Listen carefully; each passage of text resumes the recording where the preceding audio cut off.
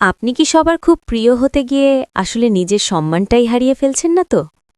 নমস্কার, মগজপাট চ্যানেলে আপনাদের স্বাগত। আমি আপনাদের মেন্টর। আজ কথা বলবো এমন এক সাইকোলজিক্যাল সত্য নিয়ে যা হয়তো আপনার শুনতে খারাপ লাগবে, কিন্তু আপনার জীবন বদলে দিতে পারে। আজকে আমাদের আলোচনার বিষয় হল কেন মানুষ আপনাকে পছন্দ করার চেয়ে সম্মান করা বেশি জরুরি এবং কিভাবে সেই সম্মানটা আদায় করে নিতে হয়।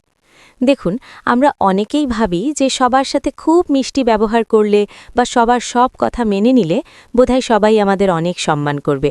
আসলে সত্যিটা এর ঠিক উল্টো। সাইকোলজি বলে, আপনি যখন সারাক্ষণ অন্যকে খুশি করতে চান, যাকে আমরা বলি অ্যাপ্রুভাল সিকিং, তখন আপনি আসলে নিজের অজান্তেই একটা নেশার শিকার হয়ে পড়েন। এটা অনেকটা ড্রাগের মতো। কেউ আপনার একটু প্রশংসা করল বা আপনার পোস্টে একটা লাইক দিল, আর আপনার ব্রেন থেকে ডোপামিন রিলিজ হলো। আপনি ভালো বোধ করলেন, কিন্তু এই নেশার সুযোগটাই নেয় অন্য মানুষরা। তারা জানে একটু প্রশংসা করলেই আপনাকে দিয়ে যে কোনো কাজ করিয়ে নেওয়া যাবে। একটু ভাবুন তো, শেষ কবে আপনি কারোর ওপর বিরক্ত হয়েও তার মুখের ওপর হাসি মুখে কথা বলেছেন? যখন আপনি সবার কাছে ভালো হতে যান, তখন আপনি মানুষের কাছে খুব প্রেডিক্টেবল বা সহজ হয়ে যান। সবাই জানে যে তারা আপনার সাথে খারাপ ব্যবহার করলেও আপনি শেষ পর্যন্ত হেসেই কথা বলবেন। আর সাইকোলজিক্যাল ফ্যাক্ট হল, মানুষ যা খুব সহজে পায় সেটার মূল্য দেয় না। আপনি যখন সবার জন্য সবসময় অ্যাভেলেবল থাকেন, তখন আপনি কারোর কাছেই স্পেশাল থাকেন না। আমাদের ব্রেন কেন এমন করে?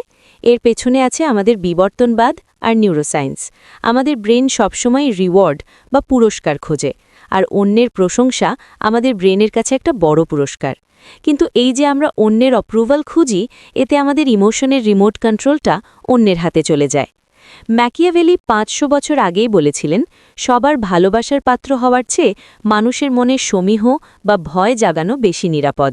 এখানে ভয় মানে সন্ত্রাস নয়, বরং এর অর্থ হল আপনার সীমানা বা বাউন্ডারি লঙ্ঘন করলে তার একটা ফলাফল থাকবে, এটা মানুষকে বোঝানো।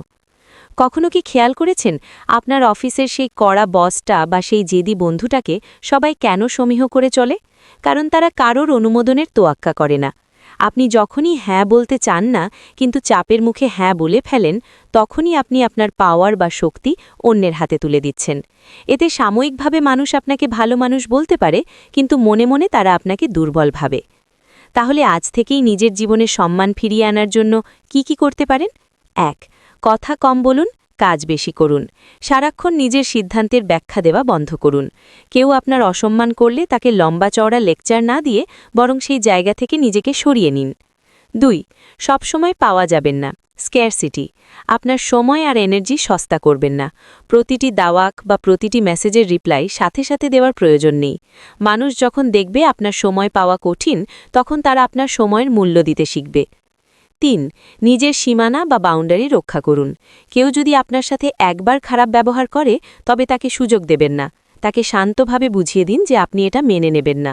মনে রাখবেন, আপনি মানুষকে যেভাবে আপনার সাথে ব্যবহার করতে শেখাবেন, তারা ঠিক সেভাবেই করবে। নিজের মাইন্ডসেটটা আজই বদলে ফেলুন।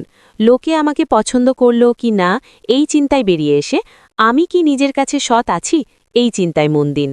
আপনি যখন নিজের মূল্য নিজে দিতে শিখবেন, পৃথিবীও আপনাকে সম্মান করতে বাধ্য হবে। সম্মান আপনার জন্মগত অধিকার। এটা কারো কাছে চেয়ে নেওয়ার বিষয় নয়, বরং এটা আদায় করে নেওয়ার বিষয়। আজকের আলোচনাটি ভালো লাগলে মগজপাট চ্যানেলটি সাবস্ক্রাইব করে আমাদের পাশেই থাকুন। আপনার মগজের জানলা খুলে দিতে আমরা আসছি আরও নতুন সব ভিডিও নিয়ে। ভালো থাকবেন। আল্লাহ হাফিজ।